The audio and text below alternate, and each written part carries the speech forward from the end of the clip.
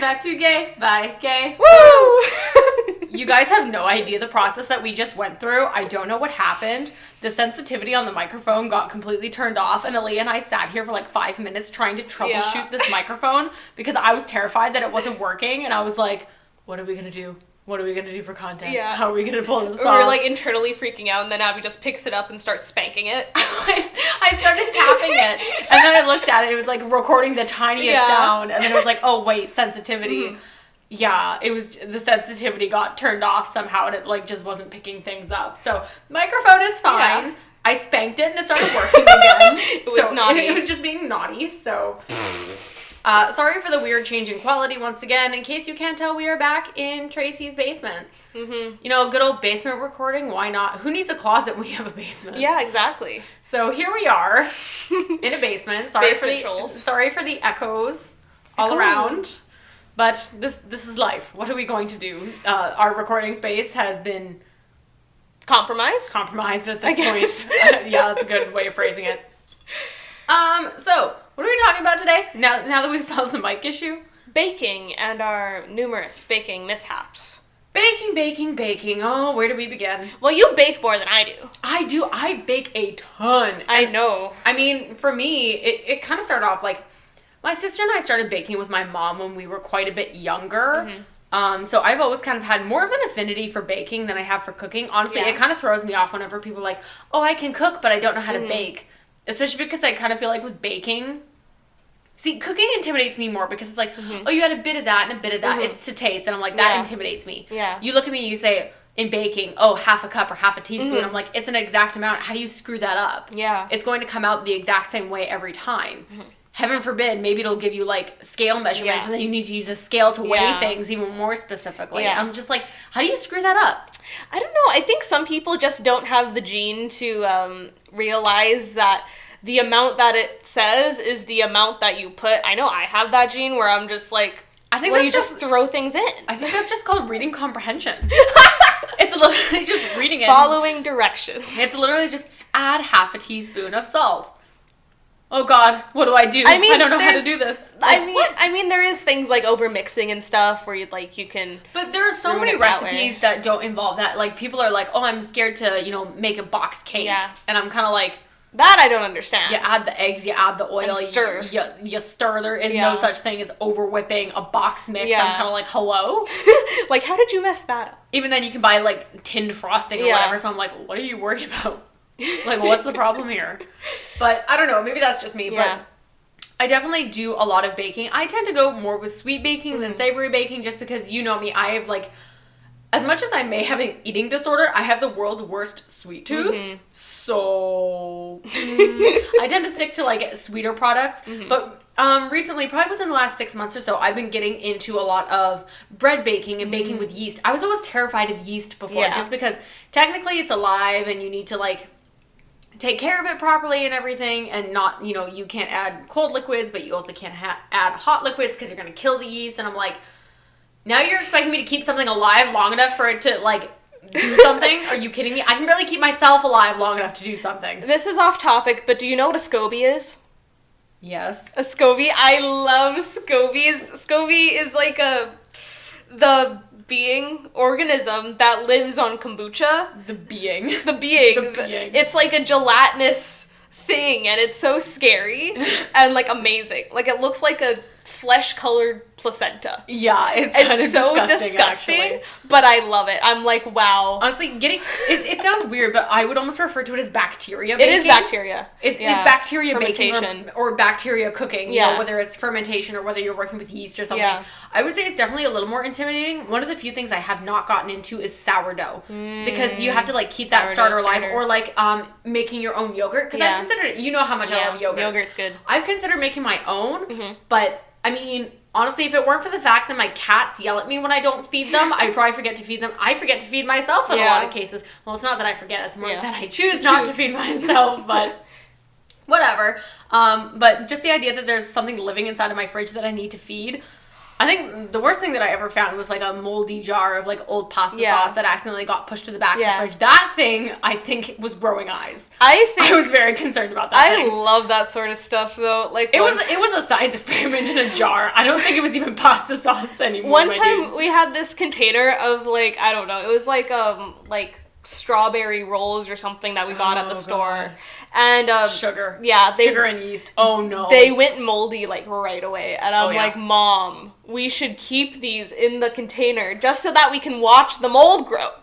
And my dad would agree with me.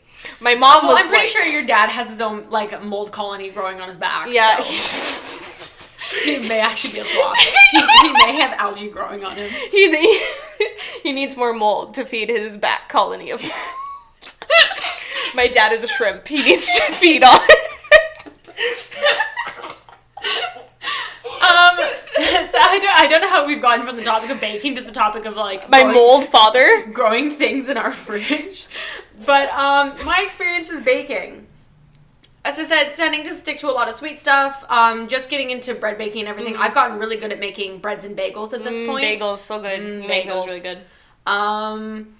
But yeah, as I said, the one thing I haven't gotten into is like making sourdough or yogurt. I kind of feel like that's probably like the next stage of what I'll end up doing. But as I said, just the mental overhead of having to think that I need to feed kind of another pet. It's like having a real life Tamagotchi that you can kill in your fridge.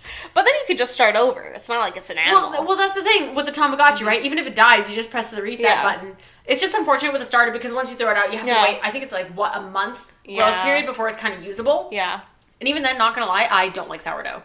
So I don't know why I bother doing it. Yeah. And that's because my mom keeps asking me to make it, and I'm like, well, Mom, number one, I would need a month, and number two, I don't eat sourdough, so I'm literally going to have a sourdough starter that I'm constantly going to be feeding extra flour and everything, and using up flour every single week just for the off chance that you want a loaf. When I'm not gonna make it, I'm kind of like, that's a lot. Yeah, I'm gonna go through an entire bag of flour before I ever make her a single loaf of sourdough bread because I won't make it for myself. Because I'm sorry, what is the attraction of sourdough? I don't know. It's sour. It's disgusting. Is it actually sour? I don't think I've ever had sourdough. Sourdough does tend to have like an actual sour tang to it. Like you can tell if you're eating sourdough because you're like, tangy bread. Yeah. Interesting. You remember that weird yogurt that I forced you to try one time? Oh, the sour cream yogurt. The yeast yogurt. Do you remember where it tasted like yeast? It was disgusting. That was so gross. I forced myself to eat it. Why? Because I didn't want to waste it, so I forced myself to eat it. It was disgusting. You have no idea. Put that like a smoothie or something and pray. I gagged so hard, but I ate the whole thing yeasty anyway. Yogurt. It was literally like, you guys, it was like a giant, like 750 gram container of it. I forced myself, not in one sitting. I did not force myself to eat 750 grams of disgusting yogurt in one sitting, but I did eat all of it because I didn't want to throw it out. That's so it was yucky. It was disgusting. Oh my god. But along with baking does tend to come baking fails. Yeah. I have had a couple of things where, you occasionally forget. I remember one time I made pumpkin bread with a recipe that my mom had sent me, except she missed a line in the cookbook when she wrote it out for me. Unfortunately, that line was the one that included all the leavening agents. Oh, no. It was the strangest bread you've ever seen. It was so weird because there was nothing to lift it, right? Literally, when you cut into this thing, it was a solid mass. It looked like it should have been a pudding consistency, but it I don't even know if I can explain to you what it was like. It was the strangest thing you've ever seen. Like, imagine even more dense than a pound cake. Oh my god. Like, literally, it looked like a solid mass, and it didn't rise at all. But I had baked it for like an hour. It was very... It tasted exactly like pumpkin bread because, it was pumpkin bread. But it was very odd. Honestly, it sounds weird. I wouldn't mind making it again just to show you what it was like because it was very strange. I feel like that would be good with some cream cheese. It was very strange. Yeah. The only other baking fail I can think of for me, other than just occasionally having cookies that either get overbaked, don't turn out, whatever, you're trying a new recipe, just don't like it. There was one major one that I had. What? God. It was actually, I was making a birthday cake for my mom. It was so bad. You don't understand. Okay, so it was literally a box cake mix and everything. Like, it was no big deal. And, I literally said earlier in this episode, how do you screw that up? Wait till you guys hear this one. I baked the cake. What kind of cake was it? I want to say that it was like a chocolate cake, and I was going to fill it with like cherries because I was going to turn it into like a Black Forest cake. So it came out just fine. Yeah. It came out of the tin just fine. Yeah. It started to cool just fine. Yeah. I'm going to guess what happened was that I didn't let it cool long enough. The problem was not with the cake itself. That was fine. It tasted fine, came out fine. The issue was that my mom had messaged me because I was building the cake here at her house, which is where we're recording, which is why I say here. Yeah. She was originally at work, and she said, oh, because it's my birthday, they let me go early today. And I went, the cake's not done. Yeah. It's not done. So I had to start rushing. So I started filling it and frosting it and everything. And I noticed, like, a small piece of the cake fell off. Yeah. A piece of the cake? Like, literally, like, one of the small pieces of the layer of cake fell off. And I was like, oh, it's no big deal. Yeah. You know what? Like, it's a little bit crumbly. It's still a little bit warm. So I'm just going to add a little bit of extra frosting. Kind of like glue and like, stick it back together, right? No one will know. Except the problem was that because it was falling apart, because it was warm, the more frosting I added to try and stick it back together, the frosting was melting into the cake. Oh. So I kept trying to put it back together. You guys have no idea. My sister is standing behind me. My sister is laughing at me. I'm crying because at this point, the cake that I've been trying to make, Mom, is falling apart. Half of the cake liquefies. Oh my God. There's too much moisture in it from all the frosting I've added to try and push it back together. It is... When I say liquid, I mean liquid. Like, it started running off of the cake plate, onto the counter, down the cabinet. Oh my God. It is covered in dark chocolate, everything. I'm sitting there. I hear the garage door open, and I'm like, my mom is home. My sister is killing herself behind me laughing. And my mom walks in to me sitting on the floor, covered in chocolate. The floor is covered in chocolate. The cabinets are covered in chocolate. I'm sitting on the floor crying, and my sister is laughing at me. This is what my mom walks into on her birthday. God damn it. I'm sitting on the floor just like, she's looking at me. She's like, what have you done to my kitchen? And I'm like, I'm sorry. Shannon and my mom tease me about it to this day. It's still like a horrific memory for me. Yeah. I was so upset. I think I must have been, 15 at the time. I was so upset. Was there any cake left to eat, or was it just liquid? Half of the cake liquefied. The other half was totally fine. Did you eat it? Yeah. It was so stupid. You don't even understand. It was so stupid. Only half of it liquefied. Well, I don't even know how half of the cake must have cooled faster, or just because I kept trying to, like, put one half of it together. The other half was fine, but just chocolate everywhere. Oh, my God. Chocolate everywhere. It haunts my nightmares, my dude. Oh, my God. And the only other funny thing I can think when it comes to baking, last year, actually, it wasn't a baking fail, but last year, my mom's favorite cake is spice cake, so I made my mom a spice cake for her birthday. So my sister and I were talking because we were planning on taking her out for her birthday. Yeah. And so I was like, okay, what do we want to do with the cake? Yeah. And Shannon was like, okay, we're going to take it in. And I was like, okay, perfect. You know, mine, I can just, you know, I'll frost it tomorrow and we'll take it in. And she says nothing. And I'm like, Shannon? And she goes, I'm sorry, say that again? And I said, mine's already cooled. Like, I don't want to frost it the day before because it's going to kind of get weird. So I'm just going to put the frosting in the fridge and I'll frost it tomorrow and then we'll take it to the restaurant with us. Yeah. My sister thought she was supposed to make the cake. Oh. So she also made a spice cake for my gosh. Birthday. So I had a cake. Yeah. She had a cake. Yeah. Identical flavors. Yeah. And we're sitting there going, okay. So now we're starting to argue about whose cake we're going to take. Yeah.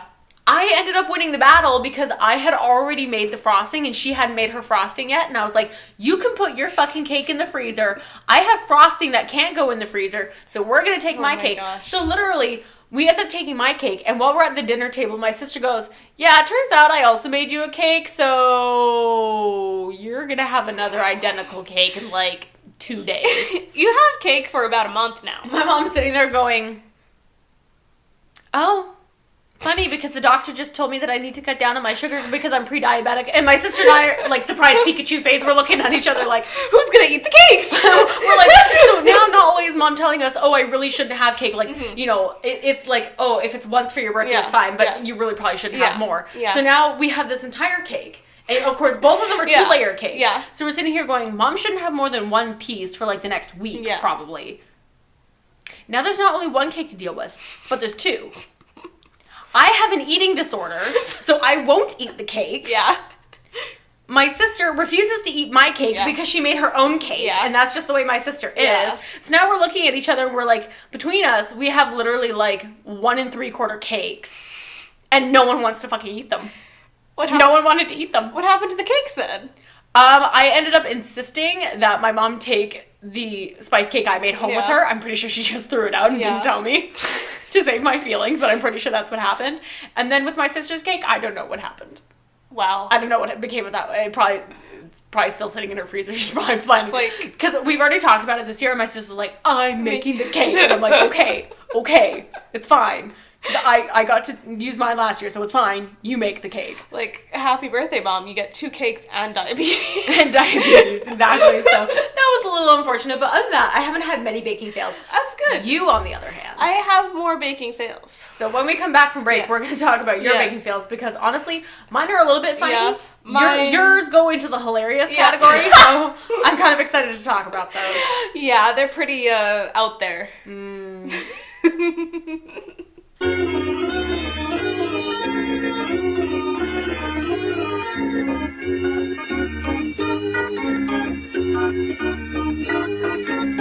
Hello. Welcome back. For some reason, I thought you were about to do like a slam poetry reading. And I was like, waiting for the next line. And then you just looked over at me and I was like, oh no, she's done.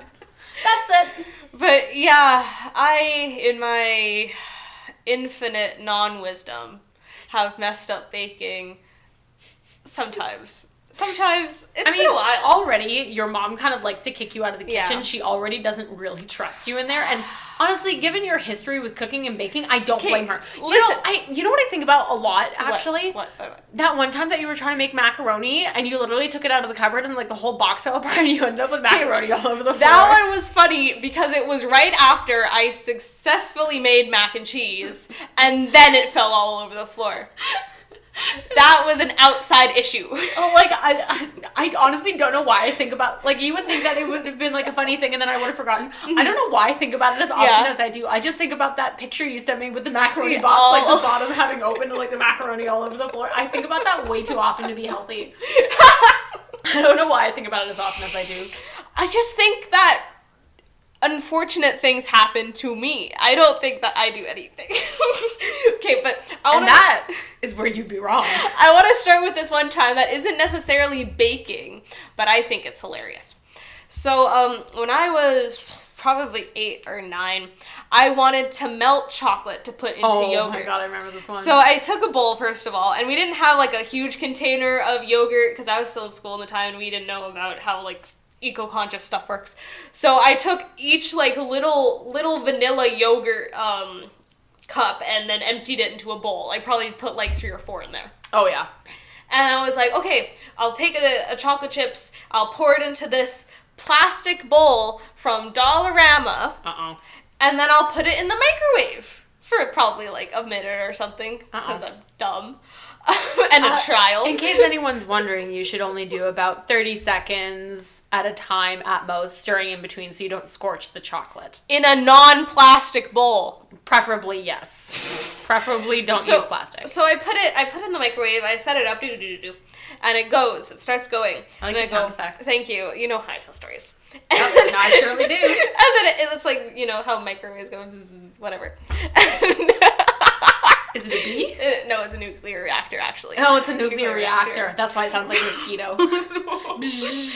But yeah, it's warming up and whatever, so I'm sitting there with my bowl of vanilla yogurt, my whole bowl of vanilla yogurt. I'm so excited. I'm like, this is amazing. Like, I like...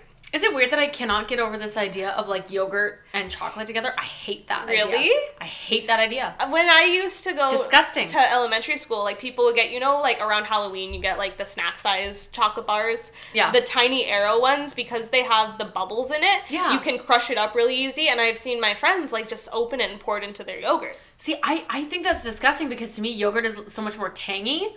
I hate the idea of tang and chocolate. Well, you eat more, like, Greek yogurt now. The regular vanilla ones are more, like, sweetie. I guess it's probably just because I hate vanilla yogurt. Yeah. You know that. Yeah. Like I will only eat plain yogurt. I hate fruit yogurt and I hate vanilla yogurt. But just this idea of like vanilla yogurt and chocolate is disgusting to me. I hate that. It was pretty good, and I was very excited as a child. I'm like, this is awesome. I'm doing this for myself. It's like the first time you're like, I'm brave enough to use the microwave by myself, and I don't need my know mommy. how to use a microwave. I don't need my mommy. But I was like, this is awesome. I'm like a gourmet kind of chef, like Gordon Ramsay, who exactly with my melted chocolate and like vanilla yogurt. So that the timer goes off, obviously, it goes beep beep, whatever. And I open up the microwave and my mouth drops open because in the microwave is half a bowl with no chocolate in it. I am half not the bowl melted kidding. And like the chocolate melted into the plastic in the microwave. Yes! It was just half a bowl. No, like my half a cake. It was half a bowl. I pick it up. I'm looking at it. I go, what am I going to do? So I go to my sister's room, and if I'm 9, she's probably like 15 at the time. So I go upstairs, and I go, don't tell Mom. Whatever you do, don't tell Mom. And I show her the bowl, and she starts laughing at me, losing her shit, and then she called my mom. Well, yeah. And my mom comes to see me, and I'm like crying at this point because I was so excited about my chocolate and my yogurt, and I now have this half melted bowl and nothing else. Half melted bowl, a whole bowl of vanilla yogurt that I can't put back anywhere. Yeah, because it came out of like the little disposable containers. So my mom goes, Aliyah, like, it's okay. Like, the bowl was like $1. Like, we can get a new one. Yeah. We can try again if you want. And I'm standing there with the vanilla yogurt, scooping it into my mouth, going, it's okay. I don't want to do it again. Like, you know how when you're a kid and something goes wrong and you're like, it's ruined. I mean, honestly, I think about this moment way too often, too. That one time that you were having a breakdown about one of your solos, and you literally sat in the boardroom at the dance studio, and you were literally eating peanut butter out of the jar with a spoon, and you were eating it with shortbread cookies and just crying into the peanut butter jar. That's what I think of all the time. That was. I mean, I bring that up at least once a month. Aliyah, do you remember that time you were crying eating peanut butter out of a jar, and you're like, shut up? That was it. That was the low point. But that was you eating the yogurt without the chocolate. Yeah. And I'm like laying in my bed eating my yogurt and crying as like a 9-year-old, and like I should redo that experiment just for like, you know, my own soul's sake. But that's not even baking. Actual baking mishap that happened. So I am 6 years old.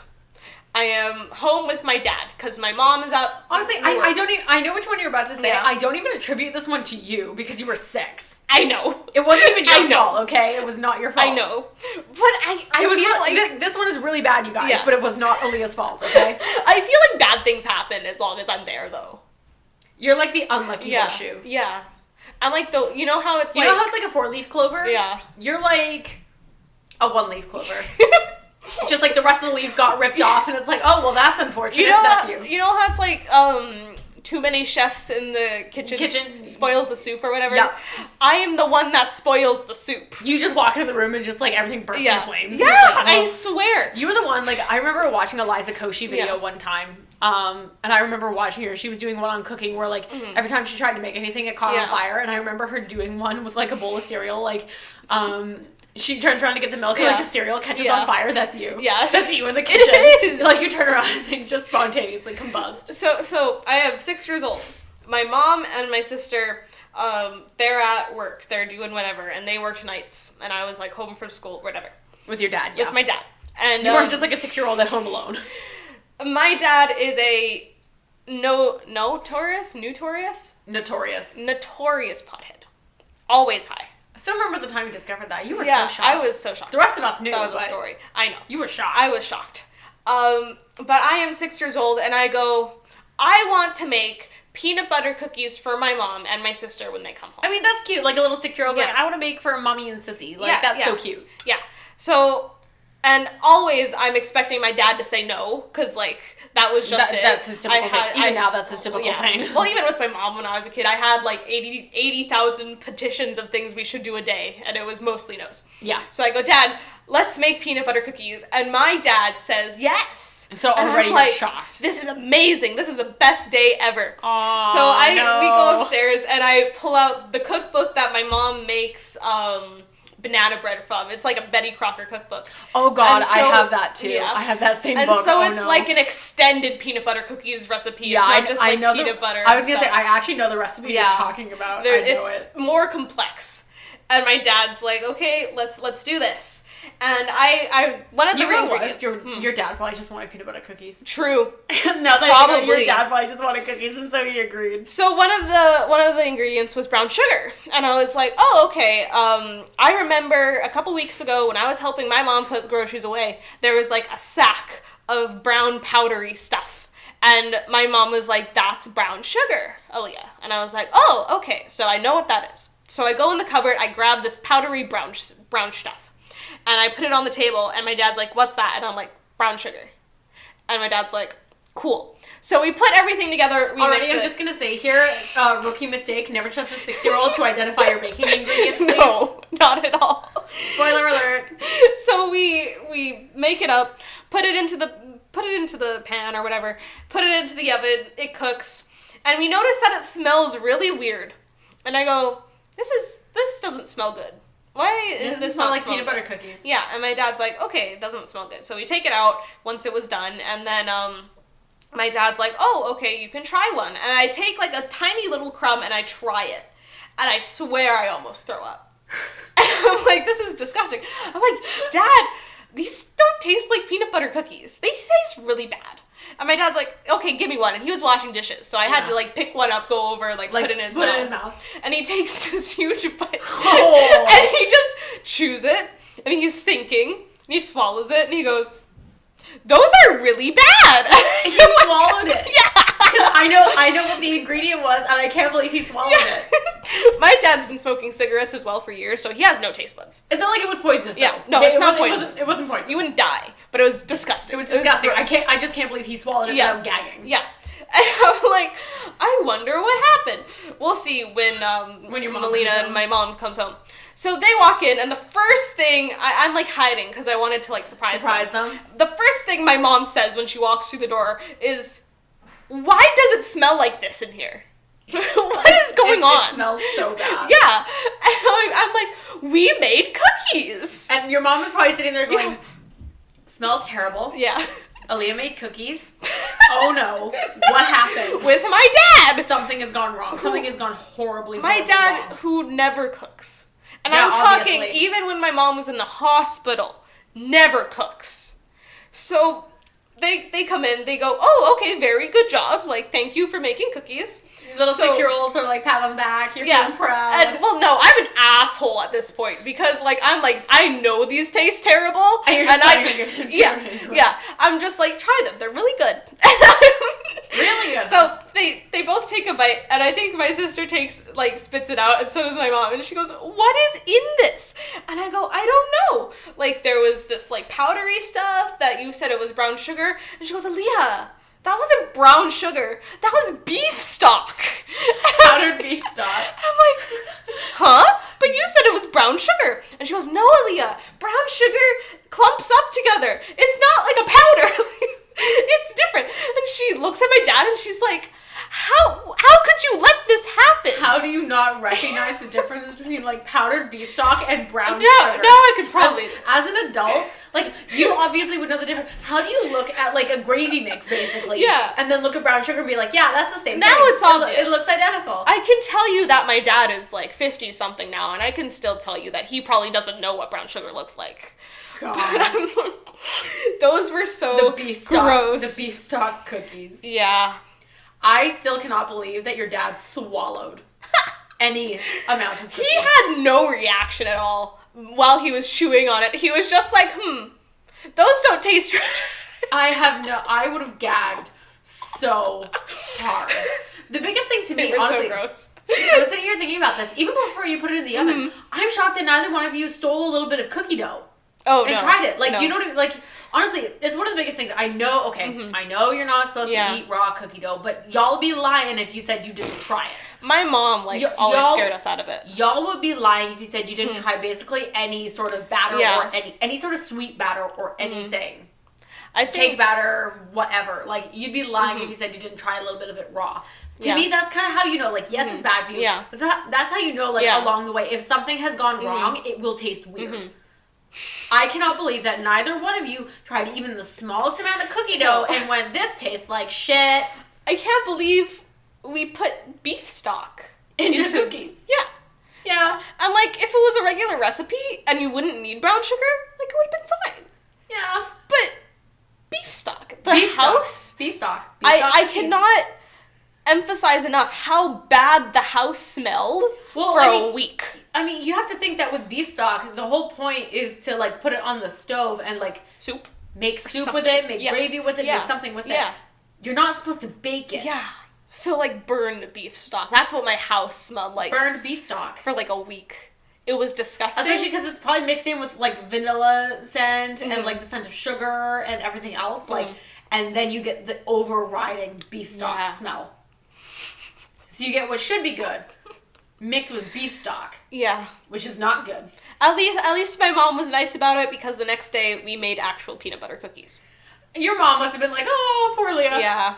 But she didn't blame me either. She blamed my dad. It's like, I would too. Yeah, I blame him too. As I said, how do you as an adult not recognize the difference between beef stock and brown sugar? You get high, apparently.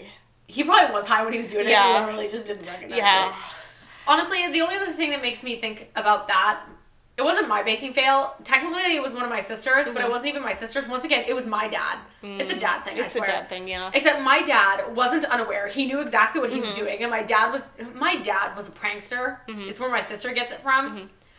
There was one time when my sister was, I think, 4.5, so I would have been about 2.5. Yeah. My sister wanted to make a spice cake, as I mentioned. My mom's favorite cake is spice cake. My sister wanted to make my mom a spice cake. But Shannon decided she was big enough to not need a recipe, and my dad let her.